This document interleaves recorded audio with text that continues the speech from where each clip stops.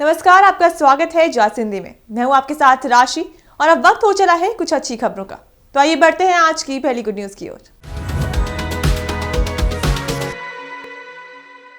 Centre for Economics and Business Research ने कहा कि भारतीय अर्थव्यवस्था के विकास में लगातार बनी हुई तेजी के कारण 2037 तक भारत इकोनॉमिक लीग टेबल में तीसरे स्थान पर आ सकता है। 2022 में फिलहाल भारत 5वें स्थान पर है। इसके साथ 2035 में भारत $10 ट्रिलियन के आंकड़े को छू सकता है और दुनिया की तीसरी सबसे बड़ी अर्थव्यवस्था बन सकता है। CEBR की ओर से जारी की जाने वाली वार्षिक वर्ल्ड इकोनॉमिक लीग टेबल 2023 में बताया गया है कि अगले 5 सालों में भारतीय अर्थव्यवस्था औसत 6.4% की दर से बढ़ेगी। उसके बाद अगले 9 सालों का गति औसत 6.5% रह सकती है। इस विकास दर से लगता है कि 2022 में इकोनॉमिक लीग टेबल में 5वें स्थान पर कायम भारत 2037 में तीसरे स्थान पर पहुंच सकता है। ये वो साल होगा जब दुनिया में चीन पहले, अमेरिका दूसरे स्थान पर कायम होगा। CEBR ने कहा कि देश की अधिकांश आर्थिक गतिविधियां सेवा क्षेत्र से जुड़ी हुई हैं। ऐसा इसलिए हुआ है क्योंकि देश की अर्थव्यवस्था में पिछले कुछ सालों में विकसित होने के साथ विविधता आई है। हालांकि अभी भी देश की लेबर फोर्स का बड़ा हिस्सा कृषि में कार्यरत है। रिसर्च संस्था की ओर से बताया गया है कि कोरोना महामारी का देश की अर्थव्यवस्था पर काफी नकारात्मक प्रभाव पड़ा था। कोरोना के दौरान भारत में आर्थिक गतिविधियां एक बड़ी गिरावट की ओर बढ़ी थी। 2020-21 में उत्पादन में 6.7% की कमी आई थी। CEBR ने अपनी रिपोर्ट में बताया है कि कोरोना के झटके को झेलने के बाद भारत में आर्थिक गतिविधियों में जबरदस्त इजाफा देखने को मिला है। ये मजबूत घरेलू मांग के कारण संभव हो पाया। इस कारण भारतीय अर्थव्यवस्था वित्त वर्ष 2021-22 में 8.7% की दर से बढ़ी थी, जो कि दुनिया में सबसे अधिक है।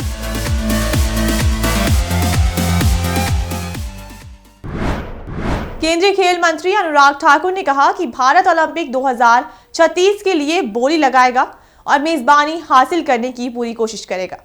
उन्होंने कहा है कि इंडियन ओलंपिक एसोसिएशन के साथ मिलकर सरकार एक रोड मैप तैयार कर रही है, जो कि सितंबर 2023 में मुंबई में IOC के सामने प्रेजेंट किया जाएगा। ठाकुर ने कहा कि सरकार खेलों की मेजबानी के लिए भारतीय ओलंपिक संघ की बोली का समर्थन करेगी और गुजरात का अहमदाबाद विश्व स्तरीय खेल बुनियादी ढांचे के साथ मेजबान शहर होगा। अनुराग ठाकुर ने कहा कि अगर भारत इतने बड़े पैमाने पर G20 प्रेसिडेंसी की मेजबानी कर सकता है, तो मुझे यकीन है कि सरकार IOA के साथ देश में ओलंपिक की मेजबानी करने की आवाज उठाने में भी सक्षम होगी। हम सभी जानते हैं कि 2032 तक के लिए मेजबानी बुक है, लेकिन 2036 से हम उम्मीद कर सकते हैं। मुझे यकीन है कि भारत ओलंपिक के लिए पूरी तरह से तैयारी करेगा और बोली लगाएगा। केंद्रीय मंत्री ने बताया कि भारत ने पहले 1982 के एशियाई खेलों और 2010 के राष्ट्रमंडल खेलों की मेजबानी की थी और अगला तार्किक पड़ाव ग्रीष्मकालीन ओलंपिक था। अनुराग ठाकुर से ये पूछे जाने पर कि क्या भारत ओलंपिक 2036 की मेजबानी के लिए तैयार है, ठाकुर ने कहा कि हाँ, भारत इसके लिए सकारात्मक रूप से बोली लगाने को तैयार है। हमारे लिए यहाँ नहीं कहने का कोई कारण नहीं है। अगर खेलों को बढ़ावा देने के लिए भारत इतने प्रयास कर रहा है, तो मैं आपको आश्वस्त कर सकता हूँ कि हम सिर्फ ओलंपिक की मेजबानी ही नहीं करेंगे, हम इसे बड़े पैमाने पर आयोजित करेंगे। ओलंपिक की मेजबानी करने का ये सही समय है। अगर भारत मैन्युफैक्चरिंग से लेकर सर्विस तक हर क्षेत्र में आगे बढ़ रहा है, तो फिर खेलों में क्यों पीछे रहे। भारत 2036 के ओलंपिक के लिए बोली लगाने पर बहुत गंभीरता से विचार कर रहा है।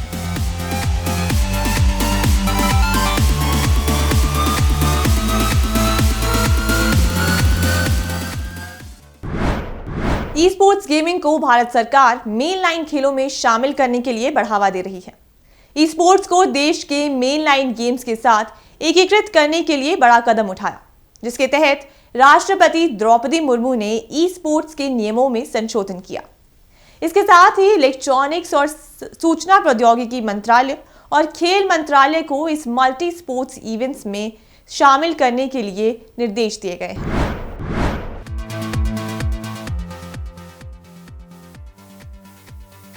मिली जानकारी के मुताबिक राष्ट्रपति मुर्मू के जरिए जारी की गई अधिसूचना के बाद आईटी मंत्रालय ऑनलाइन गेमिंग से संबंधित मामलों के लिए नोडल एजेंसी होगी। वहीं इसे खेल मंत्रालय को अपने करिकुलम में शामिल करना होगा। भारत सरकार के जरिए उठाए गए इस कदम से ई स्पोर्ट्स खेलने वाले लोगों का उत्साह तो बढ़ेगा ही, लेकिन इसके साथ ही जो इस फील्ड में अपना करियर बनाना चाहते हैं उन्हें भी सुनहरा अवसर मिलेगा। ई स्पोर्ट्स को लोकप्रिय बनाने के लिए अंतर्राष्ट्रीय ओलंपिक संघ सिंगापुर के साथ मिलकर कई प्रयास कर रहा है, जिसमें से एक है अगले साल जून 2023 में होने वाला ओलंपिक ई स्पोर्ट वीक। ये गेमर्स को आगे बढ़ाने में मदद करने के लिए अगला बड़ा कदम होने वाला है।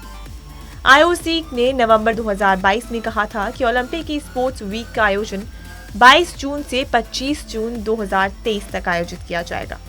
इस 4 दिवसीय प्रोग्राम में हाइब्रिड फिजिकल और सिमुलेटर स्पोर्ट्स समेत एजुकेशन सेशन और पैनल डिस्कशन किया जाएगा। इसके साथ ही मैचेस भी दिखाए जाएंगे। आईओसी अध्यक्ष थॉमस बाक ने कहा कि हमारा उद्देश्य ओलंपिक के अंतर्गत वर्चुअल स्पोर्ट्स को बढ़ावा देना है।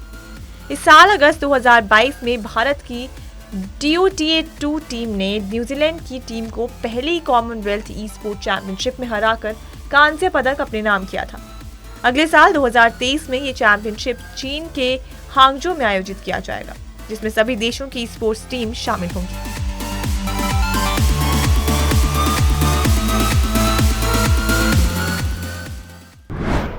महिला सुरक्षा को लेकर चंडीगढ़ प्रशासन सख्त हो गया है। 1 जनवरी से सभी पब्लिक वाहनों में पैनिक बटन लगाना जरूरी होगा। चंडीगढ़ प्रशासन के तहत परिवहन विभाग ने 1 जनवरी 2023 से सभी सार्वजनिक सेवा वाहनों के लिए वाहन स्थान ट्रैकिंग उपकरणों और पैनिक बटन लगाना अनिवार्य कर दिया है। भारत सरकार के केंद्रीय सड़क परिवहन और राजमार्ग मंत्रालय के निर्देश पर इस संबंध में निर्देश जारी किया गया है। यूटी प्रशासन ने केंद्रीय सड़क परिवहन और राजमार्ग मंत्रालय द्वारा दिए गए निर्देशों के अनुसार चंडीगढ़ में सार्वजनिक सेवा वाहनों के लिए वाहन स्थान ट्रैकिंग डिवाइस और पैनिक बटन लगाना अनिवार्य कर दिया है। यह आवश्यकताएं 1989 के केंद्रीय मोटर वाहन नियम के नियम 125H के केंद्रीय मोटर वाहन नियम के नियम 90 के उप नियम 5 और केंद्रीय मोटर वाहन नियम के नियम 129 के उप नियम 1 में उल्लेखित है। निर्देश में कहा गया है कि सभी निर्दिष्ट पंजीकृत वाहनों को 31 जनवरी 2023 से पहले आवश्यकताओं का पालन करना होगा और सभी निर्दिष्ट नए वाहनों को वाहन के पंजीकरण के समय इसका पालन करना होगा। इन उपकरणों को सभी चंडीगढ़ पंजीकृत सार्वजनिक सेवाकारों में स्थापित किया जाना चाहिए। अधिकारी ने कहा कि इससे सार्वजनिक सेवा वाहनों से यात्रा को सुरक्षित बनाने में मदद मिलेगी। खासकर महिलाओं और बच्चों को इससे लाभ होगा। अभी आसानी से जांचा जा सकता है कि कोई वाहन अपने निर्धारित मार्ग पर चल रहा है, समय पर अपने गंतव्य पर पहुंच गया है, गति सीमा के भीतर चल रहा है, लापरवाही से नहीं चल रहा है। 2 पहिया, ई रिक्शा और 3 पहिया वाहनों को इन उपकरणों को लगाने से छूट दी गई है।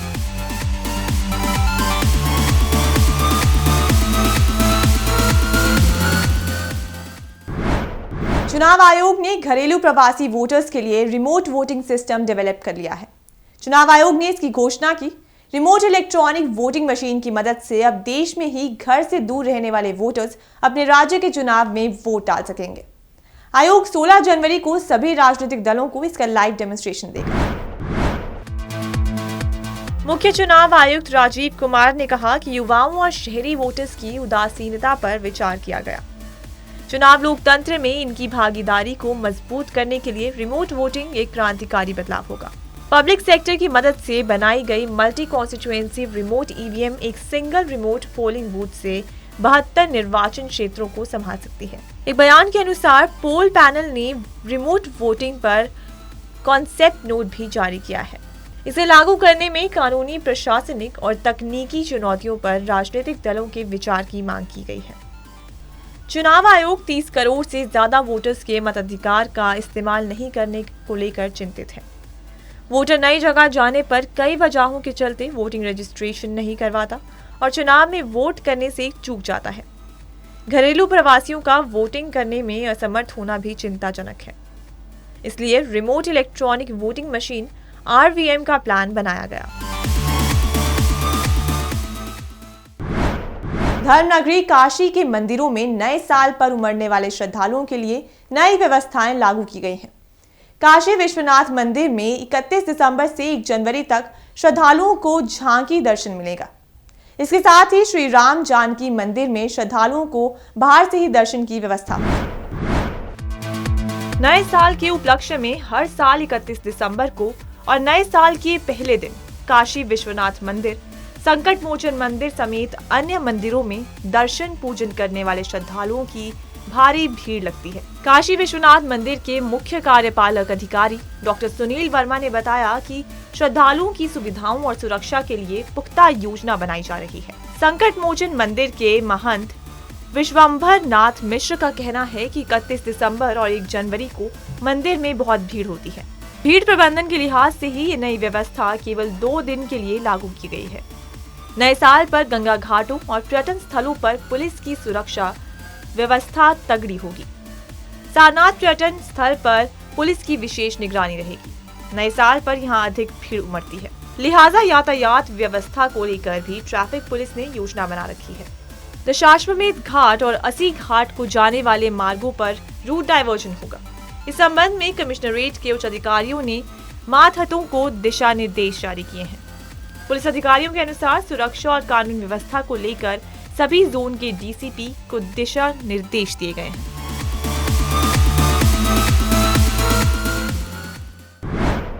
सर्व विद्या की राजधानी कहे जाने वाले काशी हिंदू विश्वविद्यालय में लगी फूलों की प्रदर्शनी ने लोगों को खूब लुभाया।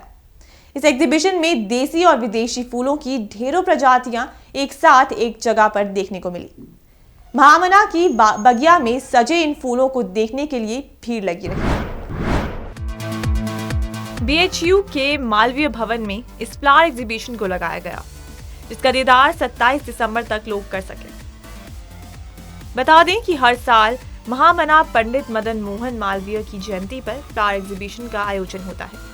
कोरोना के कारण पिछले 2 साल तक इसका स्वरूप छोटा किया गया था, लेकिन इस बार भव्य रूप से इसे लगाया गया। इस फ्लावर एग्जीबिशन में फूलों के अलावा फल और सब्जियों की विभिन्न प्रजाति, साथ ही साथ अलग तरह के मंडप भी सजाए जाते हैं। बड़ी संख्या में लोग यहां आकर इन फूलों की खूबसूरती को निहारते हैं। उद्यान विशेषज्ञ इकाई के इंचार्ज प्रोफेसर आनंद कुमार सिंह ने बताया कि इस बार कुल 638 लोगों ने इस प्रदर्शनी में भाग लिया। इस फ्लावर एग्जीबिशन में गुलाब, लिलियम, जरबेरा, कार्नेशन, रजनीगंधा, बर्ड ऑफ पैराडाइज, गेंदा, इनकवुड, स्पाइडर, पोममैन, स्पून जैसे फूलों को प्रदर्शित किया गया था। इसके अलावा गेंदे के फूलों से महामना की विभिन्न झांकियों को भी लोगों के सामने प्रस्तुत किया गया, जो इस प्रदर्शनी में सबसे ज्यादा आकर्षण का केंद्र रहे। गुड न्यूज में आज के लिए सिर्फ इतना ही। फिर लौटूंगी कुछ अच्छी खबरों के साथ। तब तक के लिए मुझे दीजिए इजाजत और देखते रहिए जस हिंदी।